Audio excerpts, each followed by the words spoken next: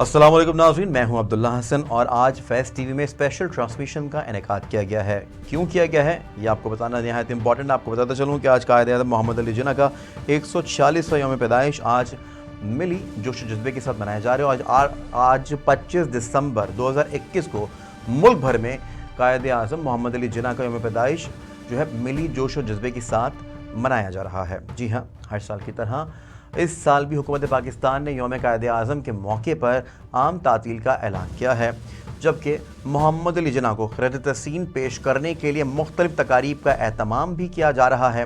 اور بابائے قوم قائد اعظم محمد علی جناح 25 دسمبر 1876 کو سندھ کے موجودہ دارالحکومت کراچی میں پیدا ہوئے۔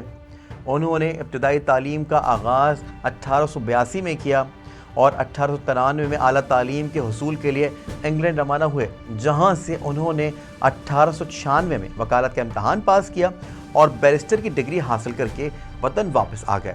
بابائے قوم نے اپنی سیاسی سرگرمیوں کا آغاز جو ہے وہ 1906 میں انڈین نیشنل کانگریس میں شمولیت سے کیا، تاہم 1913 میں محمد علی جناح نے آل انڈیا مسلم لیگ میں شمولیت اختیار کر لی اور اس دوران انہوں نے خود مختار ہندوستان میں مسلمانوں کے سیاسی حقوق کی تحفظ کی خاطر مشہور 14 نکات پیش کیے۔ کراچی میں جناح پونجا کے گھر جنم لینے والے اس بچے نے برصغیر کی نئی تاریخ رقم کی اور مسلمانوں کی ایسی قیادت کی جس کے بل پر پاکستان نے جنم لیا۔ قائد اعظم کی قیادت میں برصغیر کے مسلمانوں میں نہ صرف انگریز سامراج سے آزادی حاصل کی بلکہ تقسیم ہند کے ذریعے پاکستان کا قیام عمل میں آیا اور آپ پاکستان کے پہلے گورنر جنرل بھی بنے۔ قائد اعظم محمد علی جناح کی زندگی جرت، انتھک محنت، دیانتداری، عزم مصمم، حق گوئی کا حسین امتزاج تھی۔ برصغیر کی آزادی کے لیے بابائے قوم کا موقف دو ٹوک رہا۔ نہ کانگریس انہیں اپنی جگہ سے ہلا پائی اور نہ ہی کوئی انگریز سرکار انہیں کبھی خرید پائی اور نہ ہی کامیاب ہو پائی ان کے آگے۔ مسلمانوں کے حقوق اور علیحدہ وطن کے حصول کے لیے انتھک جدوجہد نے قائد اعظم کی صحت پر منفی اثرات مرتب کیے۔ 1930 میں انہیں تبدک جیسا موذی مرض لاحق ہوا، جسے انہوں نے اپنی بہن محترمہ فاطمہ جناح اور چند قریبی رفقا کے علاوہ سب سے چھپائے رکھا۔ قیام پاکستان کے ایک سال بعد 11 ستمبر 1948 کو محمد علی جناح خالق کی حقیقی سے جہاں ملے۔ قائد اعظم محمد علی جناح اپنی زندگی کے آخری ایام انتہائی تکلیف دہ صورت میں گزار رہے تھے۔ ان کا مرض شدت پر تھا اور آپ کو دی جانے والی دوائیں مرض کی شدت کم کرنے میں ناکام ثابت ہو رہی تھیں۔ ان تمام تر چیزوں پر گفتگو کرنے کے لیے اس وقت میرے ساتھ اسٹوڈیوز کے اندر موجود ہیں بہترین ہسٹورین اور سینئر جرنلسٹ، سینئر تجزیہ کار اسلم شاہ صاحب۔ اسلم شاہ صاحب، بہت بہت شکریہ فیض ٹی وی کے لیے وقت نکالنے کے لیے۔ سر، کیا کہیں گے آج کے دن کی اہمیت پر، کیا رائے رکھتے ہیں آپ اور اس دن کو ہمیں سیلیبریٹ کس طرح سے کرنا چاہیے؟ سب سے پہلے تو میں آپ کا شکریہ ادا کروں گا کہ آپ نے مجھے انوائٹ کیا، اور دوسرا یہ ہے کہ اللہ کا لاکھ لاکھ شکر ہے اور ہم سب کو اللہ کا لاکھ لاکھ شکر ادا کرنا چاہیے کہ قائد اعظم محمد علی جناح کے ذریعے ہمیں ایک خطہ زمین ملا جس کی اہمیت اس وقت ہو سکتا نہ ہو، لیکن آج مودی اینڈ کمپنی جو ہے انڈیا میں ہندوتوا کا سسٹم ہے، اس سے پتہ چلتا ہے کہ قائد اعظم محمد علی جناح کا یہ جدوجہد جو تھی، جو ہمیں پاکستان کی صورت میں ملی، اس کی کتنی اہمیت ہے۔ آپ نے ابھی یہ جو بتا رہے تھے، میں اس میں 2-3-4 چیزوں کو ایڈ کروں گا۔ جی بالکل۔ ایک تو یہ ہے کہ بنیادی طور پر یعنی قائد اعظم محمد علی جناح کی اگر شخصیت کو آپ دیکھتے ہیں، آپ یہ سمجھیں کہ ایسے لوگ جو ہے وہ تاریخ میں بہت ریئر ہیں جو پیدا ہوتے ہیں، جو اتنے انٹلیکچولی ساؤنڈ، مطلب حق سچ کی بات کرنے والے، ٹاورنگ پرسنالٹی والے، جھوٹ نہ بولنے والے، بے ایمانی نہ کرنے والے۔ آپ دیکھتے ہیں آج تو جگہ جگہ جھوٹ اور بے ایمانی ہی چلتی ہے۔ بالکل ایسا ہی۔ As a lawyer as well as a politician, یہ وہ تھے جو جس کو کہتے ہیں نا کہ exception to the law of exception, rare لوگ جو ہیں تاریخ میں پیدا ہوتے ہیں۔ اب ان کی 2-3 چیزیں دیکھنے والی ہیں۔ 1916 میں، جس طرح آپ نے کہا کہ 1913 میں یہ مسلم لیگ میں داخل ہوئے، شامل ہوئے، 1906 میں کانگریس میں چلے گئے تھے۔ 1916 میں لکھنؤ پیکٹ جب ہوا ہے، اس وقت ہی واز نون ٹو بی، اس کے بعد اس کو کہا گیا تھا کہ یہ ہندو مسلمانوں کے، یہ ambassador of unity between Muslims and Hindu. یہ قائد اعظم کا اس وقت صرف یہ مطالبہ تھا کہ کانسٹیٹیوشنلی اسٹیبلشڈ فیڈرل ہندوستان کا سارا سیٹ اپ ہو، اس کے اندر مسلمانوں کو کانسٹیٹیوشنل گارنٹی ہو کہ ان کی اتنی سیٹس ہوں گی، ان کا سیپریٹ الیکٹریٹ ہوگا. اس کے اوپر 1916 میں ہندو کانگریس بھی ایگری کر گئے، لیکن 1928 میں جا کے 14 پوائنٹ جب نہرو نے دیے تو اس کو بیک آؤٹ کر گئے، اس میں اس کا ذکر ہی کوئی نہیں. تو یہ محمد علی جناح تقریباً ڈسگسٹڈ ہو کے انگلینڈ چلے گئے. 1935 کے اندر جو انڈیا ایکٹ کے تحت جب الیکشن ہوئے 1937 میں، وہ آپ یہ دیکھیں کہ بالکل آسمان سے زیرو کے اوپر مسلمان آ گئے اور قائد اعظم بھی آ گئے. اس لیے کہ 1936 کا جو الیکشن ہوا اس میں تقریباً 99% سیٹیں جو تھی وہ کانگریس لے گئی. یو کین جسٹ امیجن کہ بندہ جو زیرو ہو گیا ہو، مسلمان زیرو ہو گئے ہوں، وہاں سے انہوں نے مسلمانوں کے پاؤں کے اوپر کھڑا کیا ہے. آپ میری بات کو یہ دیکھیے، وہاں سے مسلمانوں کو پاؤں پر کھڑا کیا ہے. اور 1940 کی ریزولوشن آئی، لیکن ایک چیز جس کو اب ان کے مخالفین بھی مانتے ہیں، اس کے مانتے ہیں کہ وہ 1946 تک ہندو مسلم اتحاد کے قائل تھے. وہ انڈین سب کانٹیننٹ کی ڈویژن نہیں چاہتے تھے، صرف مسلمانوں کو کانسٹیٹیوشنلی گارنٹیڈ سسٹم چاہتے تھے. لیکن بہرحال انفارچونیٹ ہے کہ وہ لوگ نہیں مانے. لیکن ایک اور بڑی ڈسٹنکٹیو آپ نے چیز دیکھے کہ سوال یہ پیدا ہوتا ہے کہ اتنی مخالفت، اتنی ٹف اپوزیشن کے باوجود بھی یہ پاکستان بنانے میں کیسے کامیاب ہو گئے. یہ بہت عجیب سی چیز ہے. میں نے اس کے اوپر بہت غور کیا ہے، اس پہ پڑھا لکھا بھی ہے. میرے نزدیک اس کا یہ ہے کہ جب نیگوشیشنز ہو رہی ہوتی تھی، جس میں بڑی بڑی ٹاورنگ پرسنالٹیز بیٹھی ہوتی تھی انگریزوں کی طرف سے، ادھر سے نہرو اور پٹیل جیسے اور لوگ بیٹھے ہوتے تھے، 20-30 بندے بیٹھے، مطلب ڈفرنٹ ایشوز کو ڈسکس کر رہے ہیں. تو یہ قائد اعظم کیونکہ ہی واز این انٹلیکچوئل اسٹالوارٹ، یہ ان کی بات تحمل سے سنتے تھے. پورا سننے کے بعد یہ جب ان کی باتوں کا ریبٹل دیتے تھے، نہ انگریزوں کے پاس کوئی بات کا جواب ہوتا تھا، نہ ہندو لیڈرشپ کے پاس ہوتا تھا. جس لوگ کہتے ہیں نا کہ پوری محفل کے اندر کھجل خراب ہو جانا، شرمندہ ہو جانا، صحیح، آپ کے پاس اس کا جواب ہی کوئی نہیں، کیونکہ انہوں نے آپ کا لاجک، آپ کی زبان، آپ کے سسٹم کے اندر ہی جواب دیا ہے. تو یہ ان لوگوں نے سوچا کہ یار یہ بابا جو ہے یہ تو ہمارے پیچھے پڑا ہوا ہے، جان چھڑاؤ اس کو، ٹوٹا بٹا. بے شک وہ ہمبل ضرور تھے لیکن نہایت ہی ذہین تھے. اچھا ایک چیز بہت ہی زبردست، ماشاءاللہ ماشاءاللہ، اتنا ذہین کہ آپ کے پاس آپ کو تمام تر جتنے بھی سن ہیں سر، وہ بالکل فنگر ٹپس کے اوپر یاد ہیں. اور آپ اتنے ایسے بات بتا رہے ہیں کہ میرا دل نہیں کر رہا کہ میں آپ کو کوئی سوال کروں، آگے کی طرف جاؤں، کیونکہ آپ نے جیسے کہانی کا سٹارٹ لیا ہے اور ابھی تک جو آپ نے باتیں بتائی ہیں وہ بہت ہی مزہ آ رہا ہے اس کو سننے میں. لیکن ایک بہت امپورٹنٹ سوال ہے میرے پاس جو میرے ذہن میں گھوم رہا ہے. 1903 میں ان کو ٹی بی کا مرض لاحق ہو گیا. انہوں نے کسی کو بتایا نہیں، اپنی بہن کو بھی نہیں بتایا، اپنے قریبی رشتہ داروں کو نہیں بتایا. میں اب اس بات کو آج کے کرنٹ دور سے میں جوڑنا یوں چاہتا ہوں کہ آج کل کسی کو چھوٹی سی بیماری بھی ہوتی ہے تو وہ لندن کر دیتا ہے، لندن، انگلینڈ اور وہاں بھاگ جاتے ہیں، اور اگر کوئی کیس چل رہا ہوتا ہے تو اس پہ اس کا سامنا نہیں کرتے ہیں.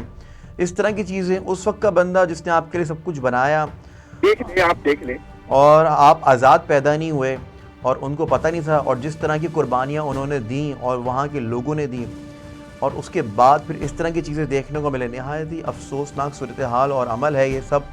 حالانکہ آج کا دن ایسے ہے کہ سیلیبریشن کے حوالے سے تو میں یہی سر ایک آپ کو اس سلسلے میں ایک ایسی چیز بتاتا ہوں جس کو دنیا کا نہیں پتا، جس کو کسی کو بھی نہیں پتا. دیکھیں میں آج کے دن کو کنٹروورشل تو نہیں، مجھے کہا بھی جا رہا تھا کہ کنٹروورشل نہیں کریے گا اس کو اچھے سے، لیکن ہمیں چیزوں کا علم ہونا چاہیے، ہمارے لوگوں کو اب شعور آ جانا چاہیے. میں کسی اور اسی کے کسی اور آسپیکٹ کے اوپر بات کرتا ہوں. جی جی. یہ کہا جاتا ہے نا کہ دیکھو جی قائد اعظم نے یہ 2 نیشن تھیوری دے کے انڈین سب کانٹیننٹ کو ڈیوائیڈ کر دیا. میں نے کہا نا کہ وہ تو ڈویژن کے خلاف تھے، لیکن جب انہیں دیوار کے ساتھ لگا دیا گیا، جس طرح آپ نے کہا کہ تبلیغ کی مرض ہے، بندہ آلموسٹ اندر سے ختم ہوا ہے، انٹلیکچوئل اسٹرینتھ کا جو فلسفہ تھا وہ بالکل 100% صحیح تھا اور آج بھی صحیح ثابت ہو رہا ہے. وہ یہ تھا کہ ہندو اور مسلمان نہ تو کٹھے کھاتے ہیں کرتے ہیں, دونوں کی سیویلائزیشن ڈفرینٹ ہے, کلچر ڈفرینس ہے, سیٹ اپ ڈفرینٹ ہے. اور یہ جو ہے نا یہ عبداللہ صاحب جی تو میں ایک ایسا واقعہ آپ کو بتاتا ہوں کہ آپ میں کہتا ہوں اسٹن ہو جائیں گے لوگ. اس زمانے میں انڈیا, چونکہ Indian sub continent was a very rich place, مختلف دنیا سے لوگ سیاح وغیرہ آتے تھے. تو اس زمانے میں 1470 میں 1470 میں رشیا سے ایک بندہ آیا ٹریولر, اس کے نکیتن, NIKITIN, نکیتن. وہ اس زمانے میں گیا ہے کہ آج کا جو ہندوستان ہے, جس گجرات جہاں سے نریندر مودی ہیں, مہاراشٹرا, تلنگانہ, آندھرا پردیش, کرناٹکا, ان تمام علاقوں میں وہ 8-10 مہینے رہا ہے. ایک بات اپنی جب جا کے کتاب لکھی ہے نا رشیا میں, تو اس نے کہا کہ انڈین میں ایک بہت عجیب و غریب بات ہے کہ میں جن علاقوں میں گیا ہوں وہاں پر جو ہندو ہیں, اگر مسلمان ایک تو ان کے ساتھ کھاتے نہیں ہیں, مسلمان اگر ان کے پاس ہو کے برتن کی طرف بھی دیکھ لے تو وہ کھانا نہیں کھاتے, کھانا پھینک دیتے ہیں.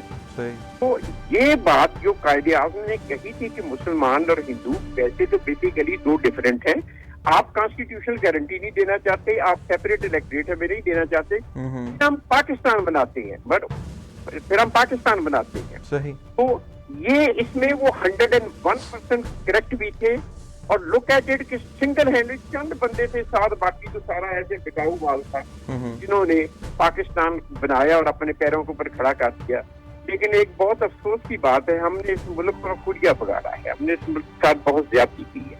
قائد اعظم جو پاکستان تھا, جو ویژن تھا, جہاں تک میں ایک بہت ادنا طالب علم, کوئی اسکالر نہیں, میں تو بہت ہی آرڈنری ہوں. میری جو سمجھ میں آتی ہے نا بات عبداللہ صاحب, وہ یہ ہے کہ قائد اعظم پاکستان کا کیا چاہتے تھے. نہ تو یہ مولویوں والا سسٹم چاہتے تھے اور نہ یہ مادر پیدر آزاد والا سسٹم چاہتے تھے. وہ چاہتے تھے کہ یہ جو ملک ہے یہ سب نے بنایا ہے, سب کے لیے ہو.